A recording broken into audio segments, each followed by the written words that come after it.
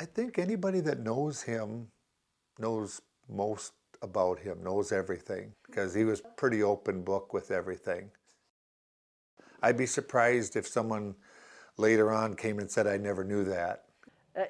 There's no secret. Right. He's an open book. Yeah, I agree. He's had a rough life with all of the things he's been through. He's had a very hard life, but he was very proud. Yeah. He was very proud of his job and what he made of himself, His family. and of his family Yeah. and grandchildren. Yep. There's nothing I'd take in the world for any of these grandchildren up here. And now you know I got another great grandchild coming. Oh, who? Brendan. Oh, really? Yeah, Oh, that's all the grandchildren right there. And I found out yesterday, and Terry, your mom called me. No, your grandma. She said, you're going to be great grandpa again. And I said, what? Who? Now they know that it's going to be a girl. So how many will that give me? How many pictures are up there? 22 total with the baby. With the new baby coming, 22. I'll have 22 grandchildren. And I'm telling you, Ava, Grandma would just be so happy if she could have lived long enough to see this. I mean, Yeah.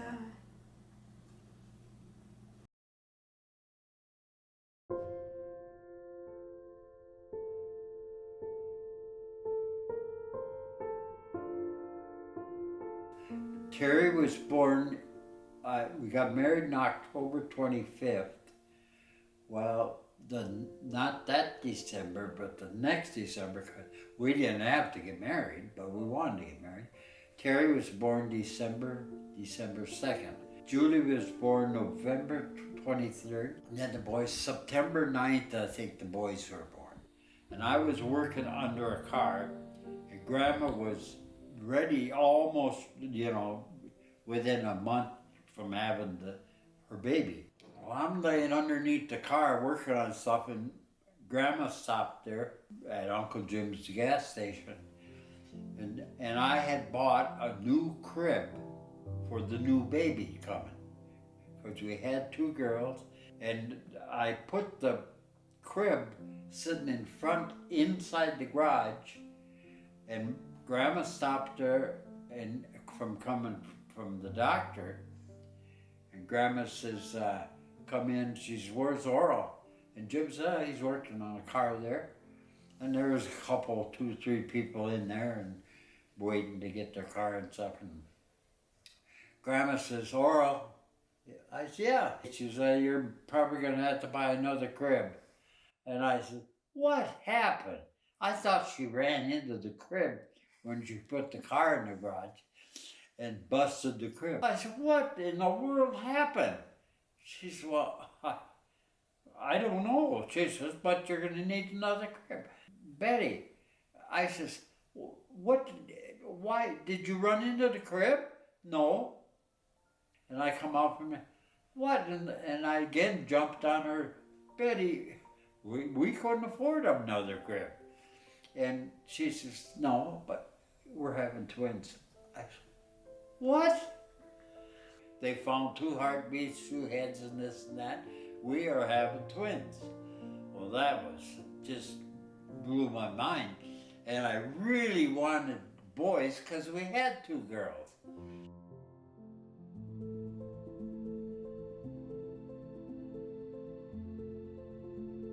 At that time, I said, oh, you're so lucky, because I'd always wanted twins. Remember that? I'd always wanted twins, and here instead, Oral has twins. And I remember saying it at the time. Yeah, you were jealous as I was jealous, yep, because I wanted twins.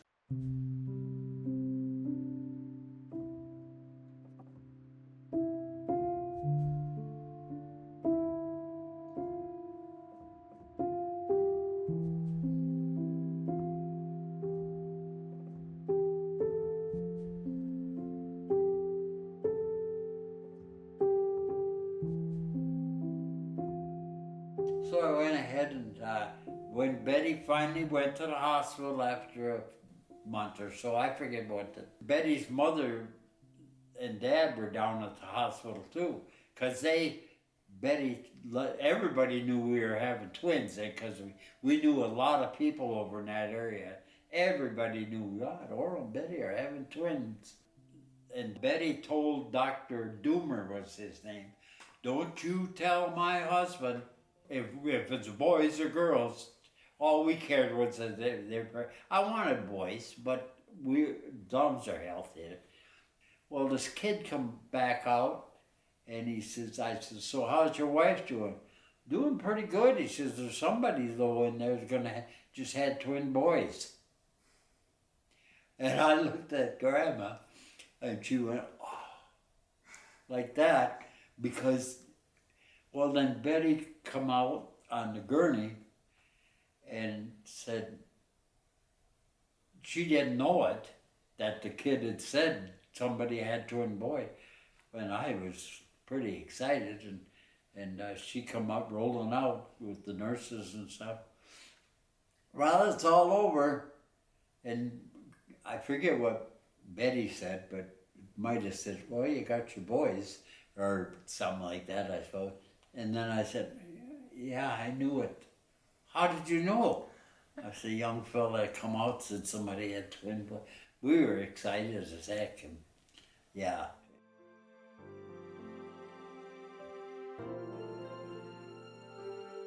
And then in time I had twins. And name them too, Jean and Jake. Their names are Jean and Jane.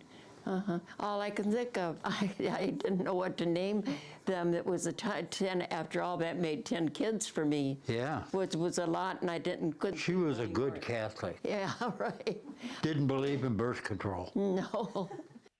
Great times, you know, and yeah.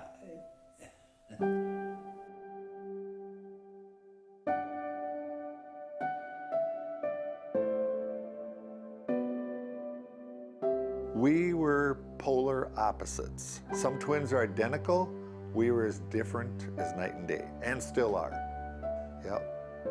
Yeah, we were never the twins that knew what the other one was thinking.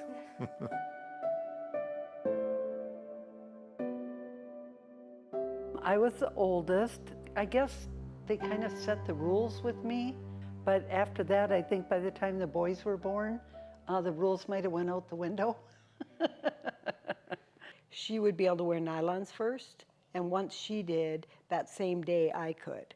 Or she could wear makeup, and that same day she did, I could, but even though I was younger.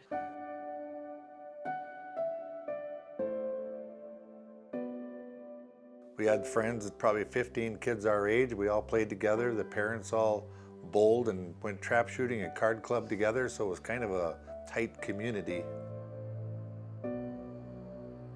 Julie and I did everything together. Ronnie and Donnie did everything together. But cousins? No, not really. Penny, we were closer to Penny. Rick and Doug. Yeah, but we were more with our neighbors and our friends than anything. I mean, I can remember. Cofields, they would come over, and they weren't neighbors necessarily, but we would do a lot with them. And I can remember one time having a caravan when we lived at the farmhouse. We had a caravan, all the neighbors, we were all gonna go up to Blue Lake.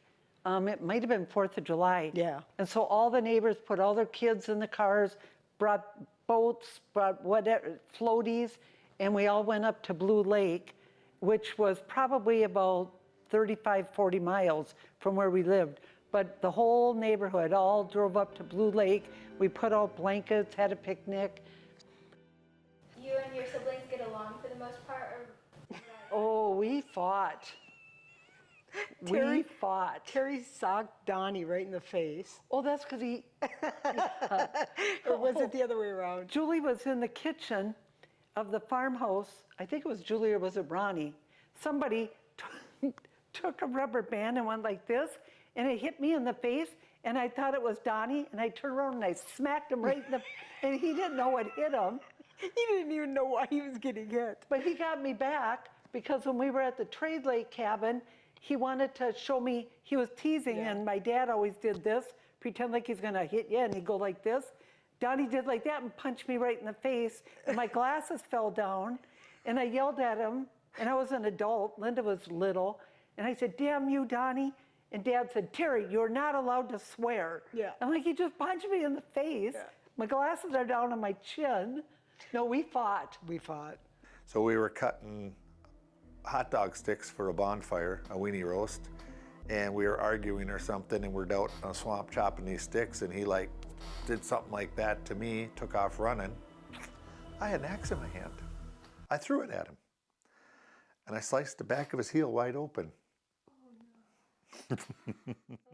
And then we'd talk too much at night, and all of a sudden, because the farmhouse was really old, and so we'd be talking and talking, and they'd yell, Mom and Dad would yell up, get to sleep, you girls.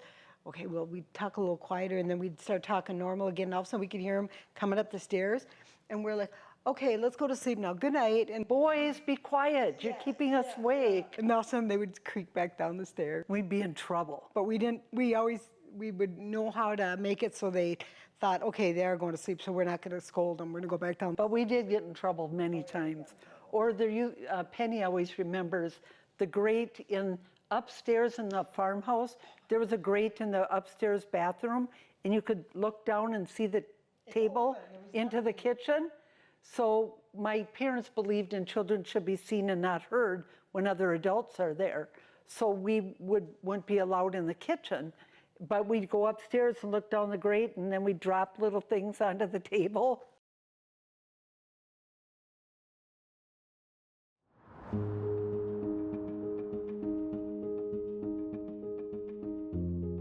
I was born in Minneapolis. I have no idea where, and my father delivered me.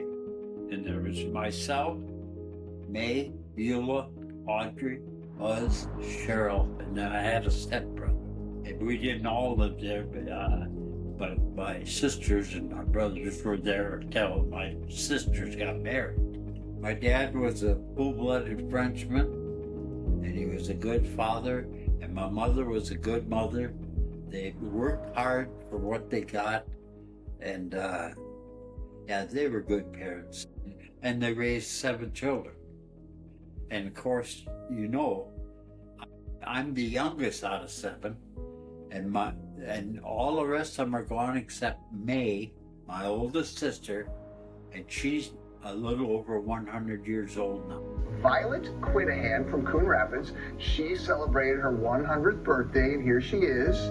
10 children, 20 grandchildren, 50 great-grandchildren, and 15 great-great-grandchildren. We were a close family.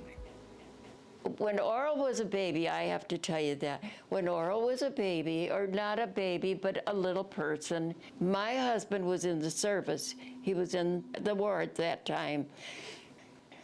And my husband had a love for Oral that you would have thought he was my husband's child. He had, a love for Oral and that love lasted for years and years and years. But Jim and Oral were very close.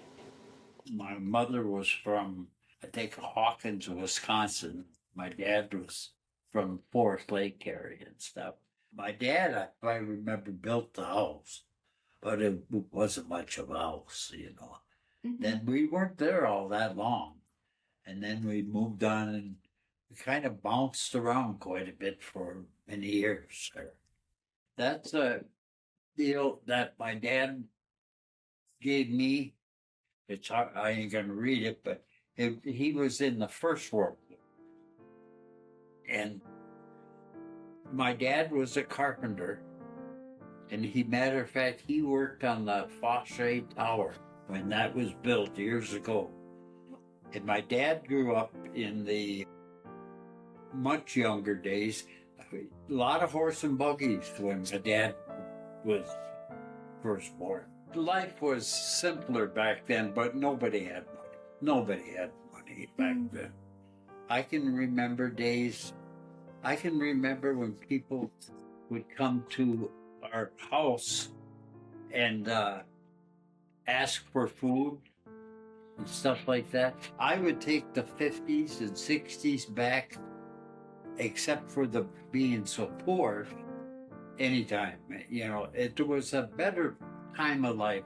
A lot of farming was going on and stuff like that, but people cared more about each other than they do today. You know, back in the 50s and 60s, yeah, it was much better. But when I was a younger kid living over around Lino Lakes and stuff, that's where I grew up after we got settled finally. And I worked on farms and sod fields, not sod field, vegetable fields a little bit, not a lot, but on the farm, I used to go to one farm that wasn't far from us in Lino Lakes, and I had a dog named Trix, and I would hook her in the wintertime to a sled and tell her where we were going, and we made a harness for her, and she took me right over. I enjoyed being there. I enjoy farm people.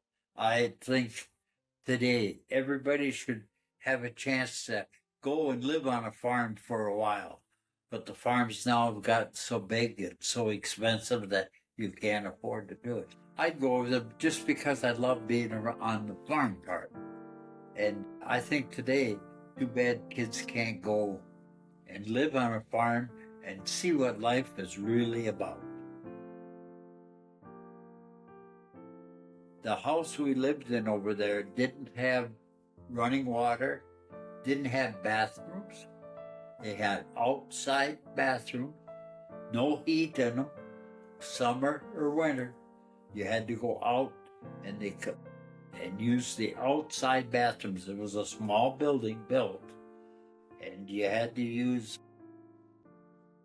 We had no way to heat them or anything, and after a while, the wells would go dry. My dad would pull the big pipe out of the well and clean the screen, put it back down in the well, but we had no running water. We did have electricity.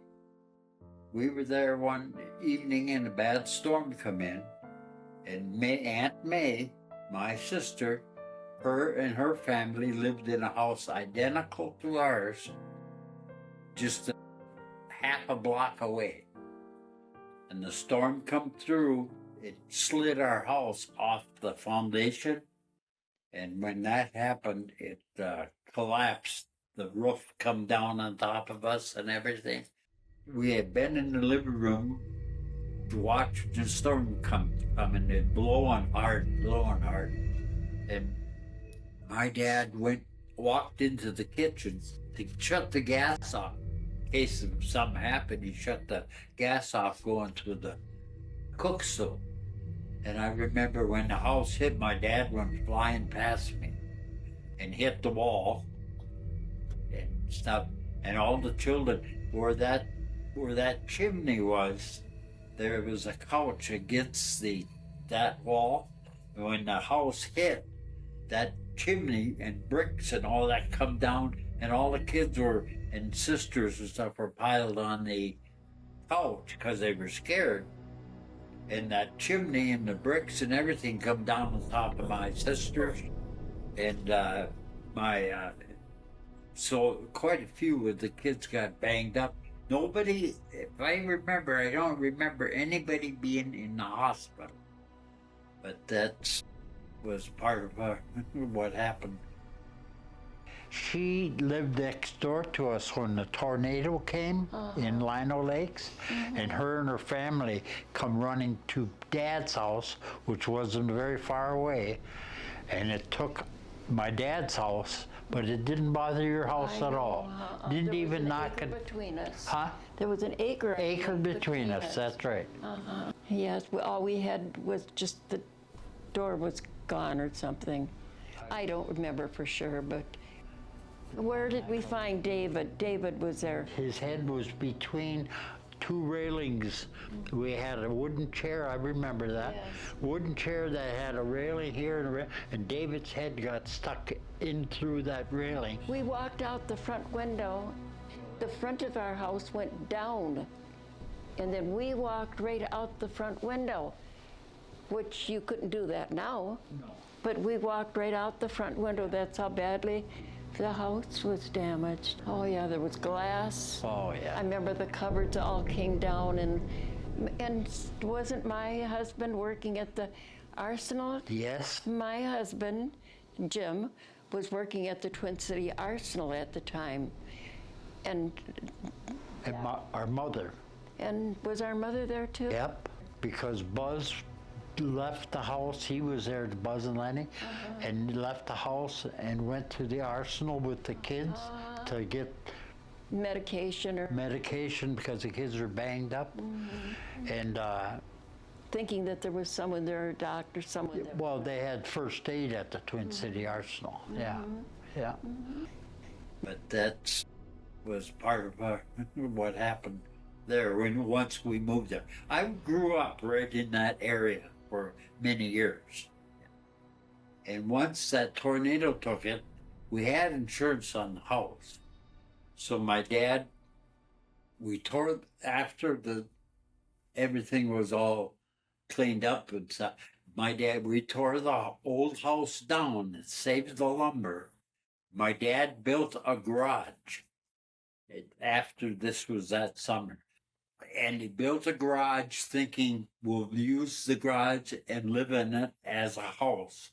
And then one day we'll add on to the garage to build another house again.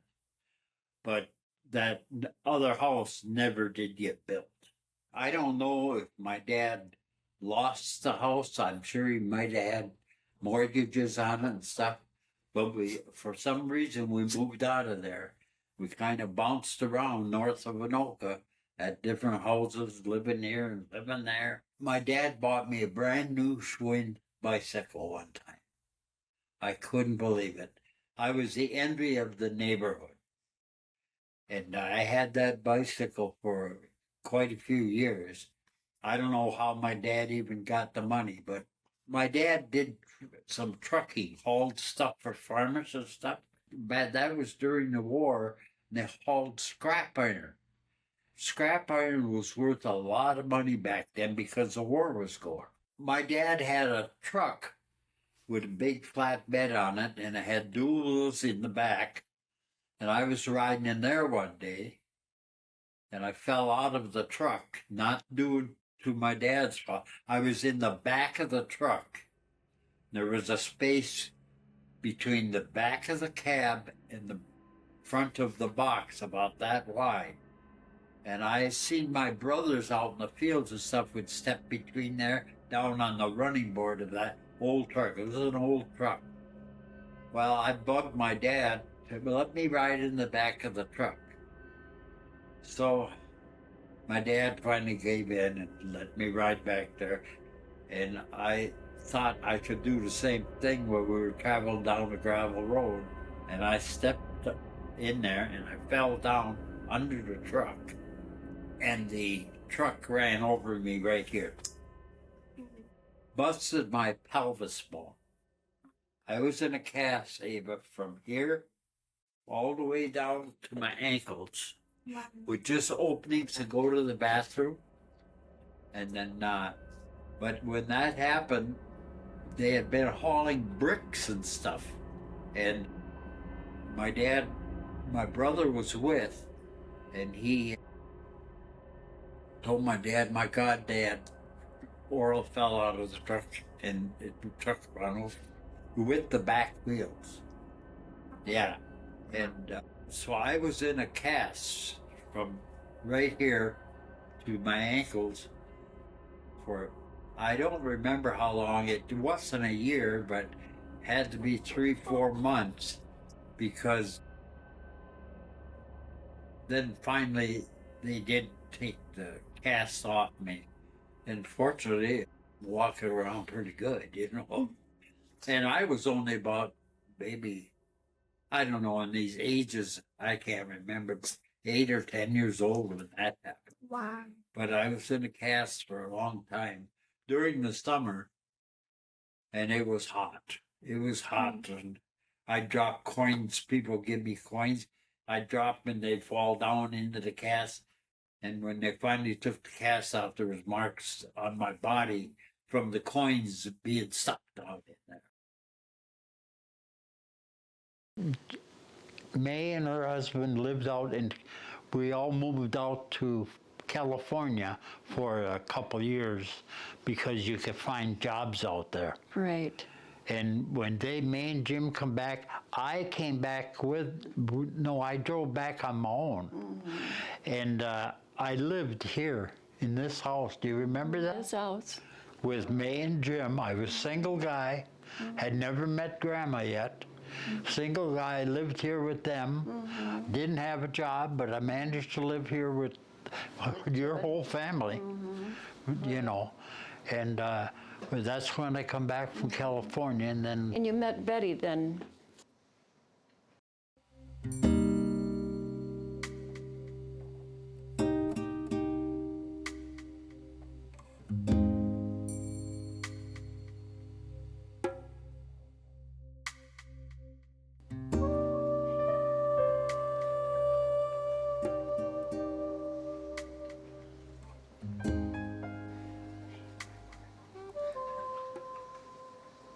Just remember that you met Betty, and that's when I met Betty as my sister-in-law. I remember her. She was a great sister-in-law, very great sister-in-law. She was a sweetheart.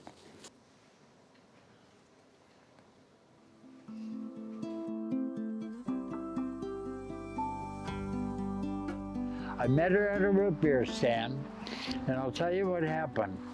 She was with a girl named Phyllis Bistrom, and I knew Phyllis quite well, and Phyllis could drive. She was a couple years older or so, and I was about 16 or 17 then, maybe even 18. And I pulled into the root beer stand called, it was just a root beer stand. It wasn't even open in the wintertime.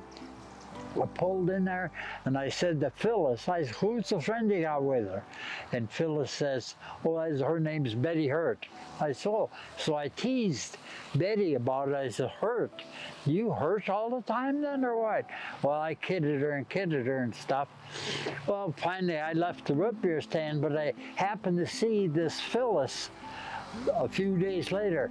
I says, where does that Betty Hurt live? And she says, Phyllis says, she lives over here in Lexington. Why? I said, well, I just would like to get to know her a little bit. Well, if you want to get to know her, go to the roller rink in Spring Lake Park. Indoor roller rink. You're roller skating. And she works behind the counter. So I went ahead and I went in there and she was behind the counter. So anyway, I went up to get my shoes and I said to Betty, I says, hi, Hurt, how are you doing? She said, I'm doing fine. She says, how are you? I said, good. After we got done roller skating, I said to her, I says, well, I need my shoes. I'll give you those skates back. You had to rent them for $1 or 50 cents maybe, I don't know. But she says, well, I might not give you your shoes back. I said, no, you give me my shoes. And she said, well, I might not. And I says, well, you better. And she said, well, maybe you're going to have to come over to my house and get them. Well, then one day I drove over to where she lived, knocked on the door, and I says, Betty here. When Betty come to the door, I says, I just thought maybe you'd like to go have a root beer or something with me. She said, yeah, maybe I would. After, toward fall, that one year, we said, well, let's get married. And she said, I'm all for it. She said, all you got to do is ask. So we did. And her oldest sister said, oh, them kids getting married at 18 or 19 we were, that marriage will never last. Well, I got news for you. It lasted 53 years. They all loved Betty, and everybody liked Betty.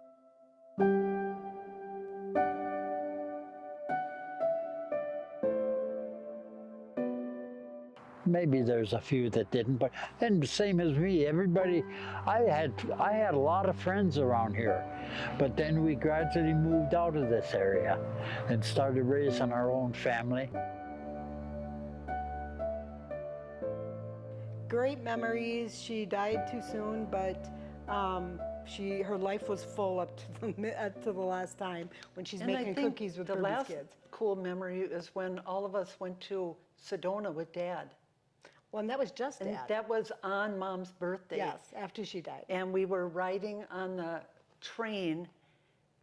We were in the caboose car, and I remember Dad was out on the deck part of the caboose, and I went out there and he had tears streaming out his face. Oh, I didn't know that. And he said Mom would have loved this. What kind of things did Grandma like to do? She liked beer. Her mother liked beer. That's her mother and dad, that bigger picture on the bottom. This is Rich and Lorraine. They were excellent grandparents and excellent mother-in-law and father-in-law. They couldn't do enough for our kids or any of the grandchildren. They always helped.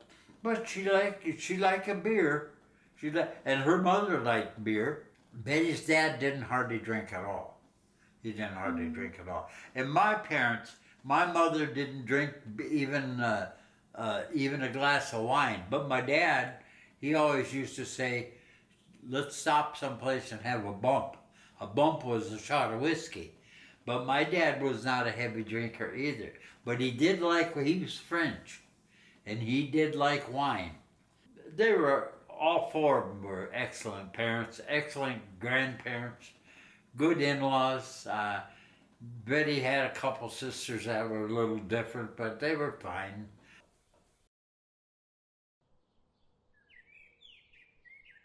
First of all, when jobs were hard to get, my mom's brother, Donald DeGarmo, was out in California. And we moved out there for, I think, 2 or 3 years, because my uncle said, you come out here and I'll get you a job. Well, we went out there and that didn't happen, but my dad did odd jobs and stuff. But once I was old enough, probably around 15 or 16, I got a job as an orderly. That's when polio, you don't remember, but that's when polio and all that stuff was so bad. But I got a job, I was just barely had a driver's license, I guess. Well, we weren't out there long, and then Uncle Jim, Aunt May's husband, and my other sister Beulah, and her husband was Ninja, they moved out there, and they did plastering on walls in new homes out there. There was more jobs out there because they were building new homes all the time out there. Here there was no jobs. And so a good share of my family went out there. And I come back here and I went to work for Park Construction.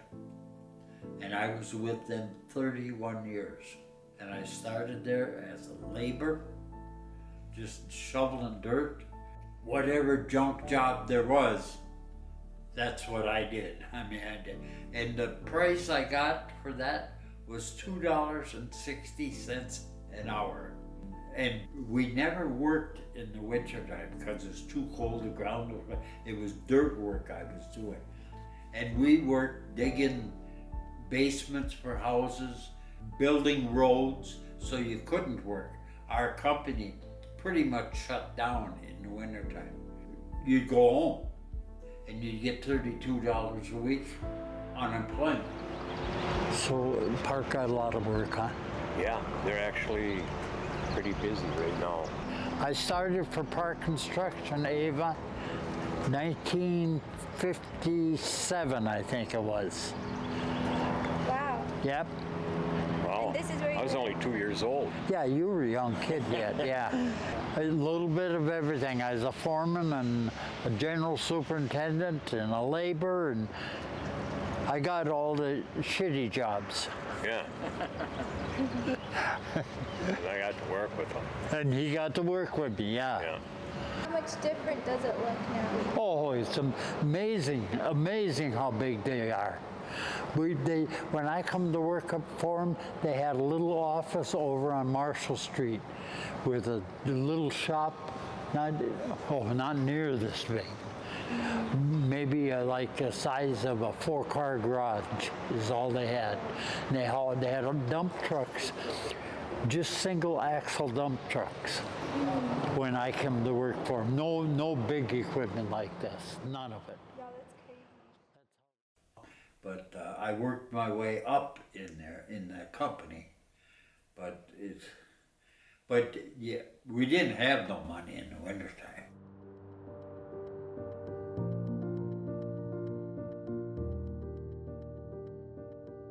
We didn't have no money, none of us. You know, we never went out to eat anybody. You just didn't even think of it because nobody had enough money to do all that.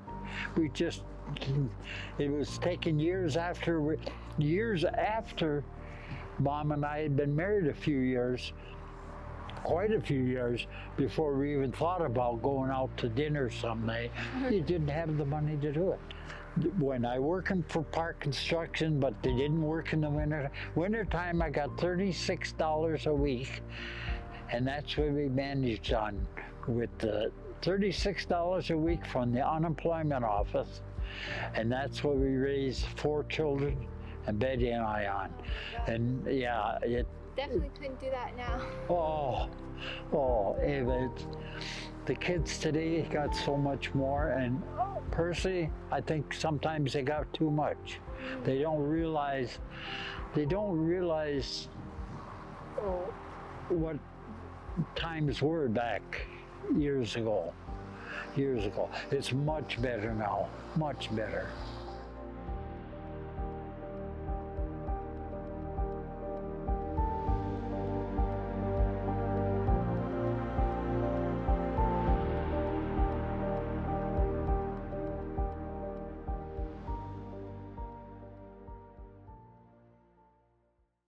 I, for many, many years, didn't think Dad felt pain because he would get sliced up by the barbed wire fence. He was always bleeding. He was always hurt. And I remember thinking, because you never knew he was in pain, you just knew he'd get a rag or something to wipe it off or to wrap it around or something. And I was like, that's really weird because that would hurt me, but it doesn't hurt him. I was pulling a nail out of a board, and I grabbed it with the claw hammer, give it a hit, and the nail come flying out and stuck in my left eye. And I went into the house, and what happened, it hit me and cut my nose when the nail come flying out, and then it stuck in my eye. Well, the mistake I made, however the doctor said it would never matter, but this mistake, it was hanging like this. I grabbed it and pulled it out, and it ripped the eye wide open. Were you in school too? I was at work. Okay, I was in school, yeah. And my mom called and said, tell Terry she has to come home. There's been an emergency. So I was working at Anoka Tech, and I drove home thinking somebody died. And I almost was relieved to find out that it was an accident. Exactly, me too. That nobody was dead, but they called somebody at my work, and they told them to just tell Terry she has to come home. Same thing, I got called up to the office, and they said, Julie Strauss, come to the principal's office or whatever. And I went up there, and I'm like, yeah, and they said, we have some bad news about your dad. And I thought he died. Yeah, I I'll did never too. forget that. I honestly thought he died, and then they said, and then I talked to Mom, and she said they had to remove his eye, and I'm like, oh my God, thank God. I know, yeah, because you automatically And then thought I'm the like, worst. wait, that's bad too. But Right. where I was at was the same thing. That's Right. weird that you say that. Right. Wow. Yeah. Yeah, that was not a good day. Oh. I went in the house and I said to Betty, I said, I got to get to a doctor. Why? What's the matter? She looked at me and she just pretty went crazy. And I said, no, we got to go. I got to get into a hospital. Well, at that time, I had to go to Unity Hospital in Fridley. Well, we fought the eye for almost a month. My eye got so infected from infection, my eyelids rolled inside out. It looked like I had a red inner tube around the eye. It didn't get to this one, but finally I got so sick, I couldn't work or nothing. I was so sick. And finally I said, Betty said, you, Mom or Grandma said, you've got to get to a doctor. And we got to find out what's going on here. It was almost, they stitched the eye back up, closed the eye back up, and then they filled the eye with fluid. David and I were going together at the time, and none of us could look at it. And my brothers were young, and so David would stay overnight there, and my dad would have to, like every 4 hours, they'd have to put something in there. Poor Eve was going to pass out. But he'd have to put a salve in there. And so David would stay overnight and sleep on the couch. And then my dad would get up and David would put it on and put the patch back over it. A big cataract had formed across my eye, just like a white blob over my eye. And the doctor says, tomorrow morning we're going to operate on that eye again and remove that cataract. When he said that, I said to Grandma, I says, God, he must think I'm probably going to be able to see out of that eye again. Mom says, well, we'll see.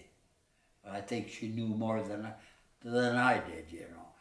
And so we went over to the hospital that next morning. Dr. Stelk come, and he says, okay, Oral, we're going to go into surgery, and I'm going to remove that cataract from your eye because the infection is so bad, we're afraid it might go to the other eye, then you're going to be blind. Oh, God. So I wanted it removed, so they put me under and removed the cataract, and I woke up out of surgery, my whole side of my head, my bandage and stuff, and I was laying, I'll never forget, I was laying on that gurney. When I woke up, he said, Oral, I could hear him holler, how you doing, Oral, how you doing? Oh, good, and I reached up and I felt that big bandage. I said, how did that go? Did you get rid of the infection? Because I was worried about going blind. Did you get rid of the infection? Oh yeah, you won't have much trouble with that anymore, Oral. We got rid of all the infection. And then he says, but I got bad news. I said, what? He said, we had to take your eye out. I laid on the gurney and cried. I was so upset. Wherever we got to send him to get a new eye built, it's got to be one of the best places there is. Because he's not going to be happy. He says, I will set it up for you and we'll either go to Chicago or Iowa. When I got back up to my room, I thought they hadn't told Grandma. And when I woke up, Mom was standing at the end of the bed and I think my kids. And I said, boy, it didn't go very good, did it? Meaning they took my eye out. And Mom goes, well, I said, Betty, they took my eye out. She said, I know it. And I says, you know, and not that, I mean, I'd probably be blind today, but they wanted to talk to my wife before they did. And you know what Uncle Ron says? He said, Dad, don't worry about it. We'll get you a bionic eye. But anyway, from that point, they set me up to go to Iowa City. Iowa City is it. And we spent 3-4 days down there building this eye. And I mean, it's the same eye I got now. I've never had to change it. Probably should have, but I didn't. But that was one of my things that really upset me.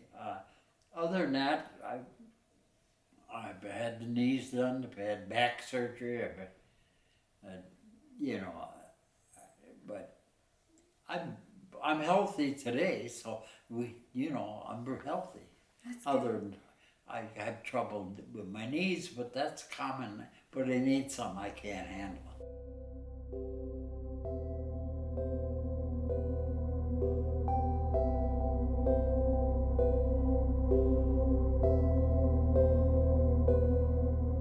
Up in Harris, Minnesota, I was working for Glenn Rabine at that time.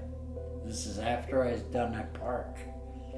And our trucks were hauling stuff up to the garbage dump up there in Harris. And our office, Rabine's office, called me, said, Oral, where are you at? I had a couple different jobs going, and I was down at Lino Lakes prison doing shooting some elevations and stuff. And I said, well, I'm down here, and the one boy of Rabine says, Oral, where's that accident? I said, what accident? I wasn't up there at that job that time. And he says, well, one of our trucks hit a little boy. I said, where at? He's right in Terrace.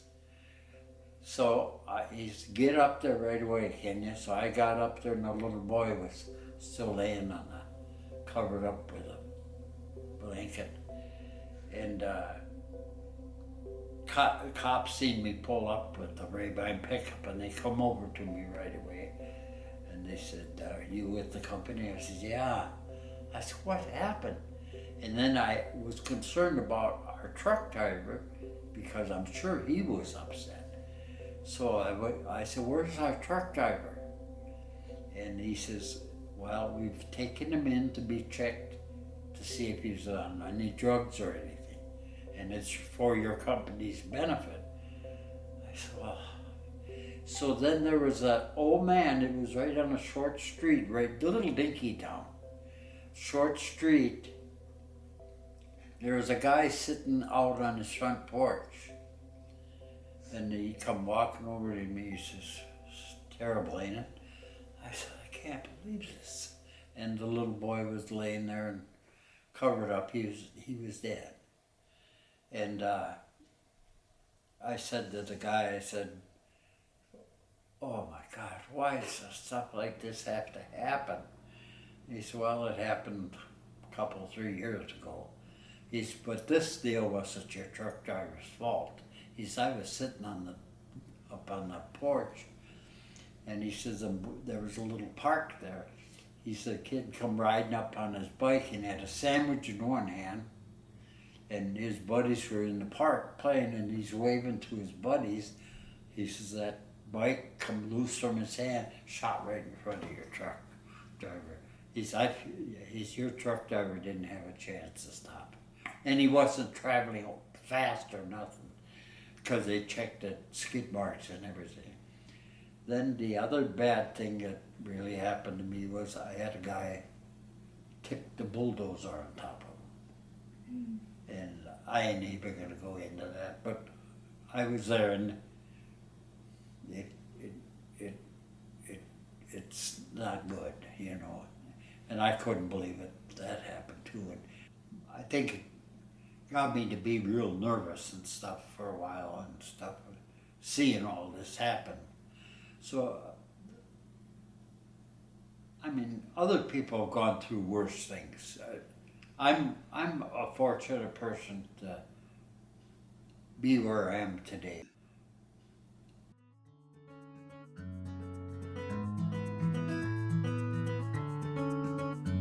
So you said you built golf courses? Oh yes. So what was that like? We dug the lakes out and hauled the sand up here and built the greens and all that stuff. Wow. With the big turniples. Then we had bulldozers that would shape all the green, and I would stake them out. It'd take 2 bundles of that to stake a green. They're still putting. Yeah, that's all, yeah, we won't go up there. When I would get there, just like you've seen a couple pictures there, when I got there, it was either a bunch of woods or cornfields or hay fields, or it was just open fields or woods and stuff. And I always there was always an architect that drew the golf courses. But the first golf course I ever built, boy, we were living in the old farmhouse, that's been years ago, was Bunker Hills. I built the first 18 holes there. But my job was to direct all that big equipment on what to do and how to do it and stuff. That was one of my better things I enjoyed. I enjoyed doing the golf course because when you got there, like I said, it's a bunch of woods or sometimes it's swamp with water in them. Well, then we just dig the swamps out and make a lake out of it. But do you see how this ground slopes down and comes back up? None of that was that way. It was just flat. Oh, really? And we put all these rolls in and built the greens. That's the green. That's where the cup is, where you want to get your ball into. And the tee, now the tee is a place way up that way that you shoot off of. But I never dreamed of building a golf course down Bunker Hills. And when I got there, I met a guy by the name of Bill Kennedy. And he built golf courses. So he told me a few things what it should be done. But to lay out a golf course green, it takes a bundle and a half to 2 bundles of stakes. Then you got to set up a transit and shoot elevations. I mean, I got such an education on surveying that I couldn't have gotten no school. So after we got it built, but I'll tell you a little story. He had 2 boys, and that whole area out there where the golf course is built, that used to be nothing but little pine trees, about this high, growing, about that high. And Bill Kennedy was from Iowa, so was his 2 boys. And he told his 2 boys one weekend that a lot of the people down in Iowa never seen them little pine trees. Says, I want you 2 boys to go down out there in that area where the trees are, because we were gonna just destroy them anyway. Take and dig up some of them pine trees and put them in the back of my Bill's pickup.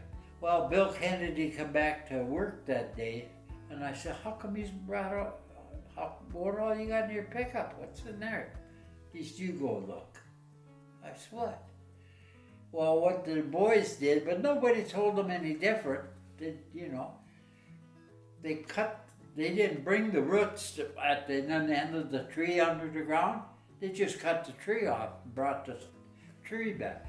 And I said to Bill, I said, oh, what happened here? Them kids, they cut the trees off, and Bill didn't look to check it before for Iowa. He said, I get down there so proud of all these pine trees. I'm going to give all my friends. He says, no roots on them. They just cut the tree off with a saw and brought it. I laughed.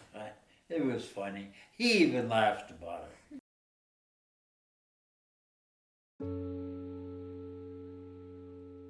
What's the thing you're most proud of making? Oh, probably them gear clocks. I've made so many different things. Them cars and all that I build, they're pretty much to scale of what they really should look. I mean, they look just like I built. I mean, I get a plan, but it don't, you gotta cut every little piece and sand it, fit it. And it takes many hours to do some of that stuff. This is a Model T that when I got it was in pieces, and I got everything back together, and I had the top made because I was gone. The wheel spokes some of them were gone. I rebuilt everything, and I painted it with little spray cans of black paint, and I painted the wheels with brush, and it ran perfect. After the engine had been froze up for quite some time, and I freed the engine up and got it running, and Paul Tradewell helped me with it, quite a bit of it. This is my table saw. That's for sanding, or table sander. This is my band saw. This is a saw that cuts different angles and shapes. This is a saber saw that does real fine work. But I still enjoy doing it. But I think I'm getting kind of toward the end of where I'll probably start slow down doing that.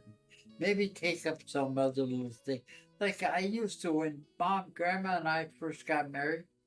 I used to fly model airplanes, but I built a couple of radio control too. But that way I wouldn't have to be heating my garage all winter, and it give me something to do in the wintertime.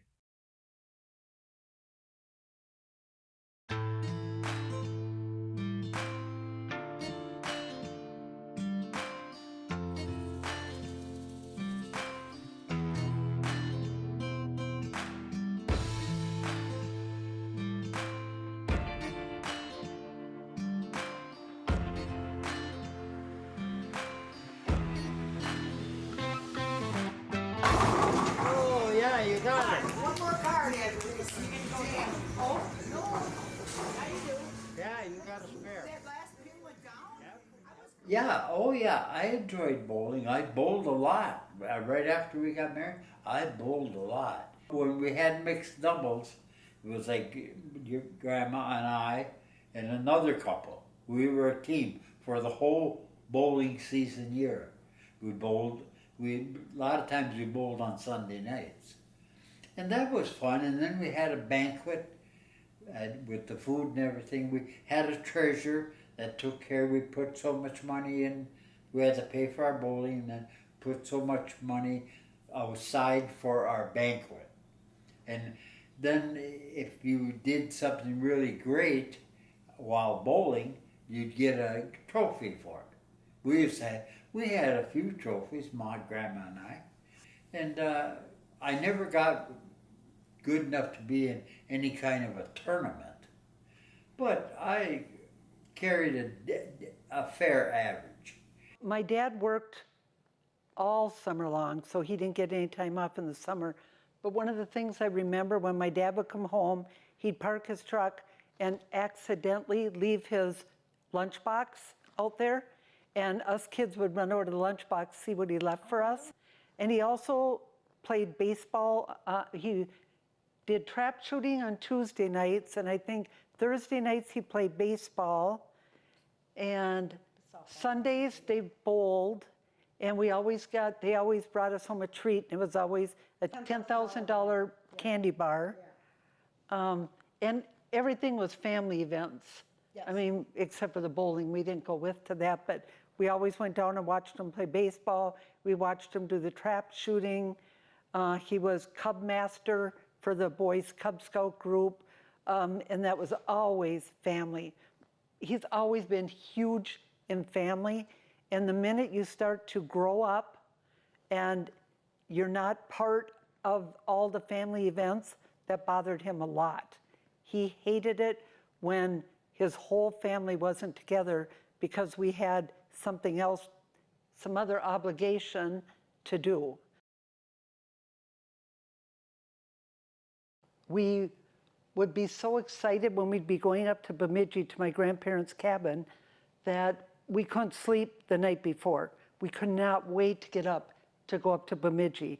And the Bemidji cabins were just those old log cabins. But it was always we did a lot of vacations. We went to Florida. We did a lot of fun things. We went camping. But my favorite was always Bemidji. I love Bemidji. Grandma, Mom, and I would go up there, take the 4 kids, go up to Bemidji. We'd get up there like after work on Friday night. We'd probably get up there at 10 o'clock at night or so. When we'd get there, my dad would have to walk halfway down to the lake to an old pump and pump a pail of water because we didn't have running water in the cabin. So any cooking or washing or whatever, my dad would have to pump the water and bring it up. And this would be at midnight. And then Grandma and Grandpa finally found that place down in Florida, and they bought that. So they had sold their house then after they bought the place down in Florida. And that was just a trailer home down in Florida. And they spent their winters down there, and their summers, they lived up in Bemidji in the summertime. But they always said, if you ever want to use the cabin, take some friends up there, go ahead. When I bought that place in Pine City, We talked them into coming and moving to Pine City on the river. And when we talked them into it, finally get rid of the place up there in Bemidji, I had that mobile home hauled in there and everything, set up for them. I did a lot of work on that mobile home to get Grandma and Grandpa Hurt situated good. Yeah, so, but they had a pretty good life, Betty's folks, you know. They both always had jobs. I mean, when you got in with the railroad, you could work. You know, they never laid people off. Grandma Hurt was an excellent cook. She worked at that restaurant. But I don't think they never had a lot of money either. Well, the only road trip Grandma and I ever took is when we were living up on the lake, on Cross Lake. I took 3-4 days off, and Grandma and I went out to Jackson Hole, Wyoming, and that's the biggest trip we ever took other than from here to Florida. Yeah, but any big trips other than that one and to Florida, we drive down to Florida every year. Till toward the end, then we started flying down, and I left a vehicle out there in Florida. But then we'd stay there about 3 months, and we had to come home. I had to get back to work, plus the heat and humidity was really starting to bother Grandma, so we'd leave and come home, you know, so. The year Mom died, we took them and we did a road trip. Well, we flew to Las Vegas, and then we rented a car and we did a road trip through Utah. And my mom was really sick then, and I'll never forget because I think I texted you in the car after we were at the first place and we were going to the second place, and I said, I don't think Mom's gonna make it through the year. And so then we ended up going to our second place, and she got really bad, so then we changed our flights and got to the airport and brought her home.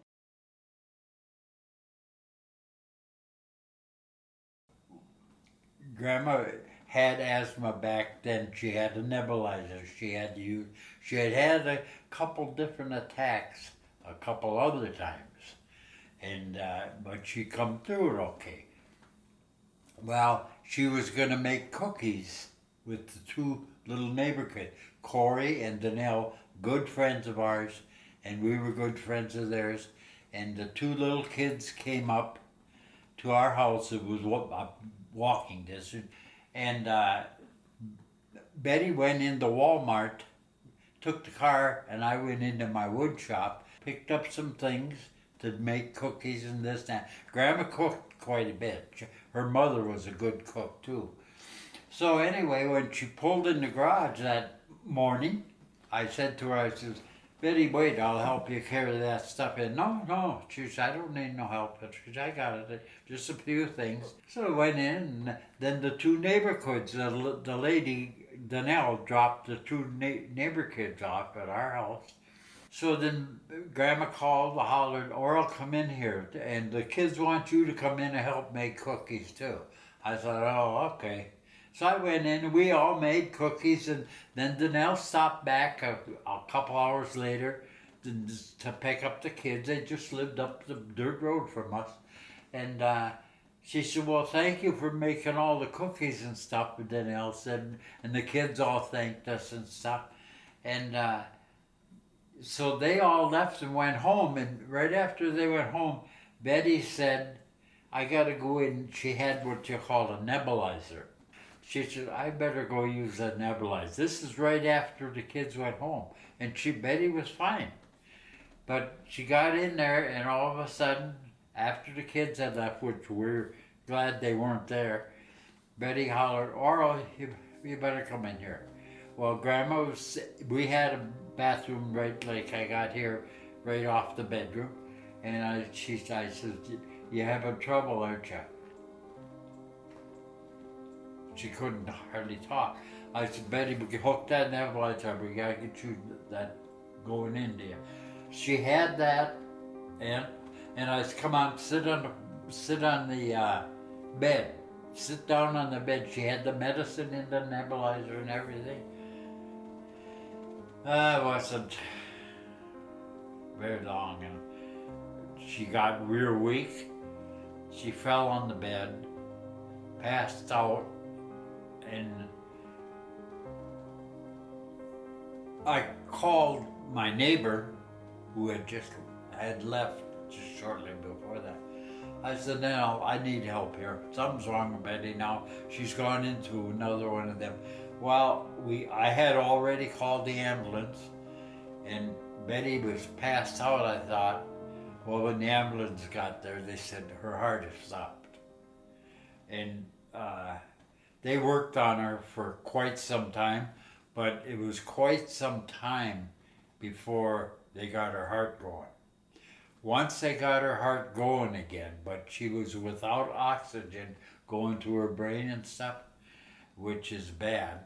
And they took her off the bed, laid her on the floor, doing chest pressures to her, trying to get her heart going again. Well, right then she was almost dead. And I stood there and I just couldn't believe it. I just couldn't believe it. And Danelle come to my house, and she come in, and they always call me Grandpa.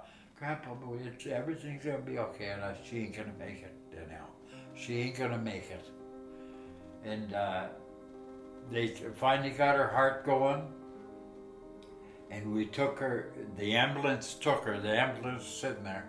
They took her, and they took her to Mora Hospital up in Mora. And Danelle says, "Grandpa, I'm gonna take you up there." I said, "No, I can drive." "No, you're too upset to drive." So she drove me up there. We got there. Danelle said, "Grandpa, do you want me to call the kids?" I said, "Yeah." He says, "You better call the kids. They're gonna want to know." He just told David that Mom had an attack. They are bringing her to Mora Hospital and we should go up there. I had just got home from work. And I too, same thing. I was down on the second level of the house and the kids were down there with me.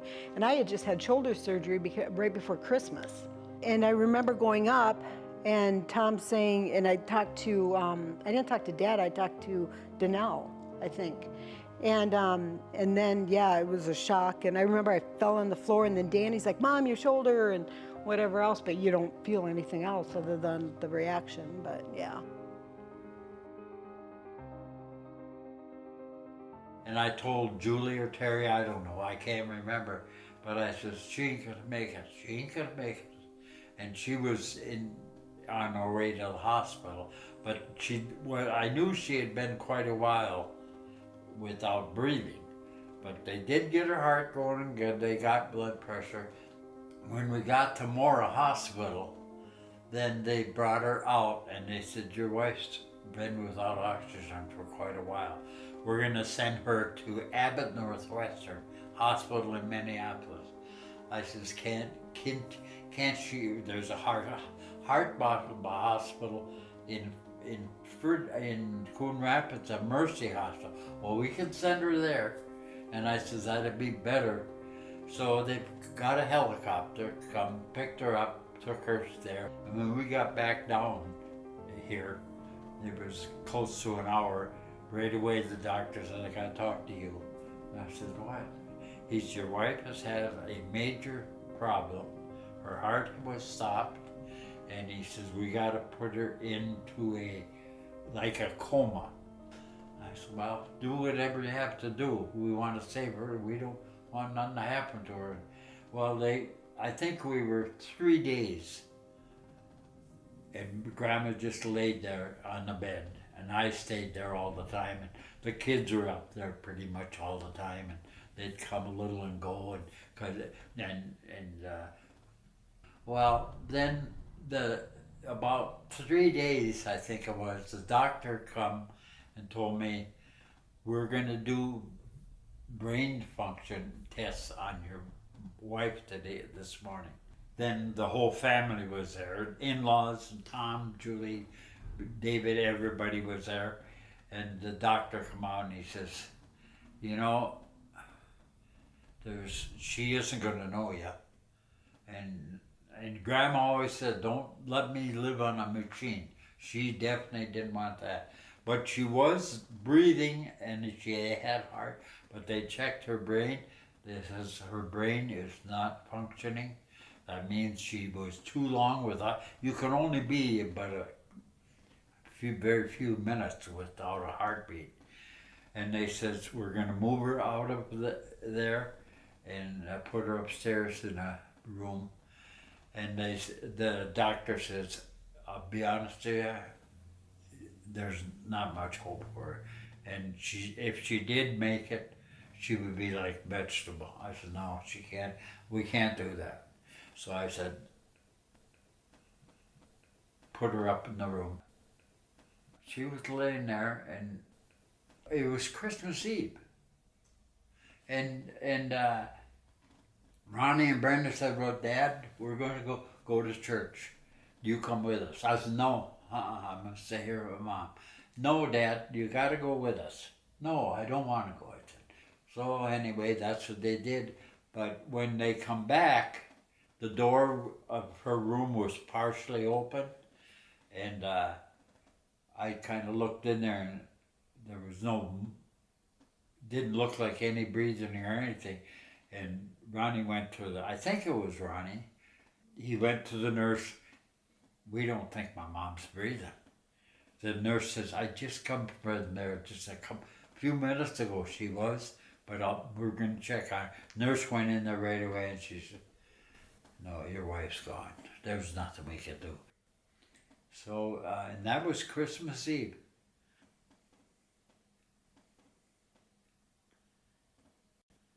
The doctor had to pronounce her dead, and then, yeah, that was it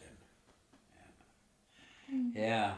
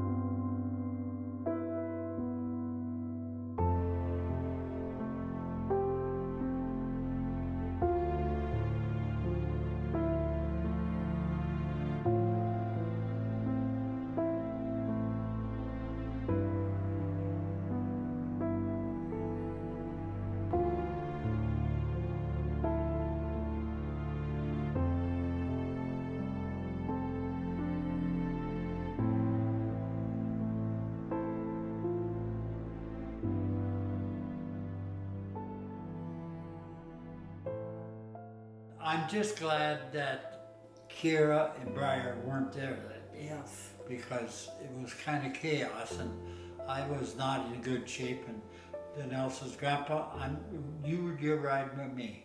We followed the ambulance to Mora. Yeah, they mean a lot to us. We gotta get over to Julie's. Yeah, okay. Okay. Thank you. Thanks for stopping. Yeah, love you. Sorry, our house is just a Oh. disaster. Be quiet, looks like mine.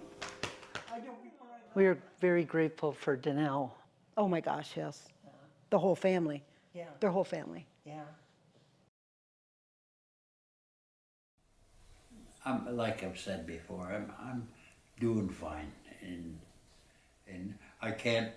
My family is everything to me, and my grandchildren are just everything, and they would have been for Mom too. But like I say, there was a lot of good times, but you only you never forget the bad times.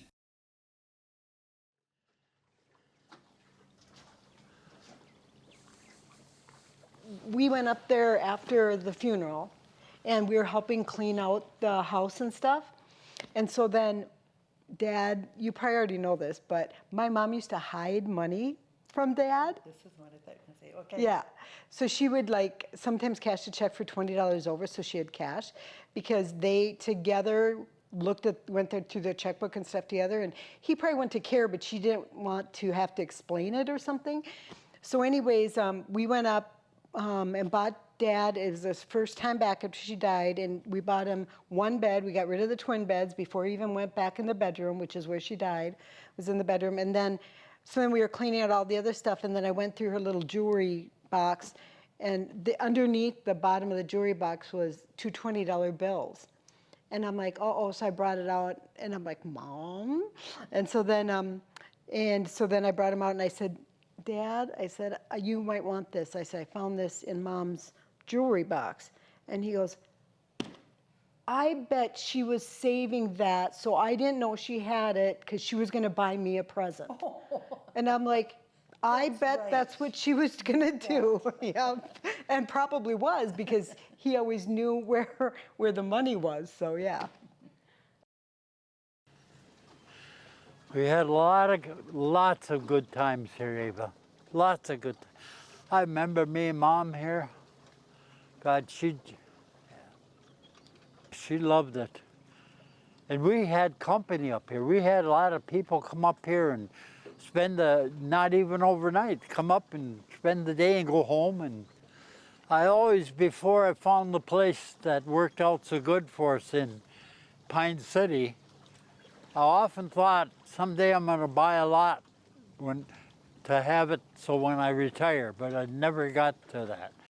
So I was driving around. I drove around up northern, up toward St. Cloud and that area, looked around lakes, see if there's anything for sale. So I finally went over to Wisconsin and looked at Trade Lake, Wisconsin, and I went there, and the for sale sign was up there for sale, but the guy that owned it was an old gentleman in St. Paul. And I told him, I'm really interested. I forget what we paid for it. It was $7,000 or something like that. It wasn't much. And anyway, it was a one-bedroom little trailer house. We used to go up there every weekend.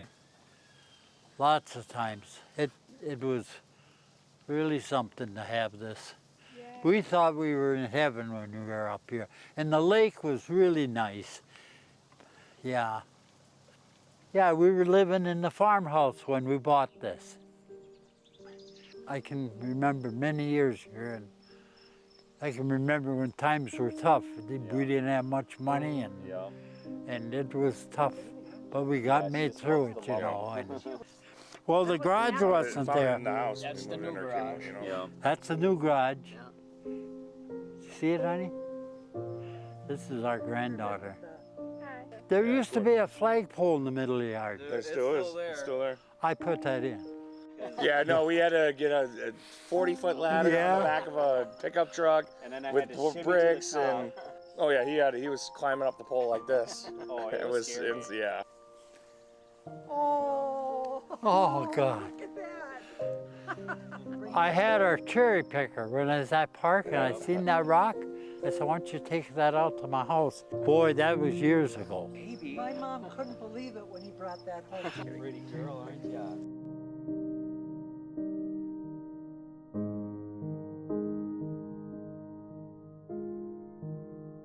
I miss places like this.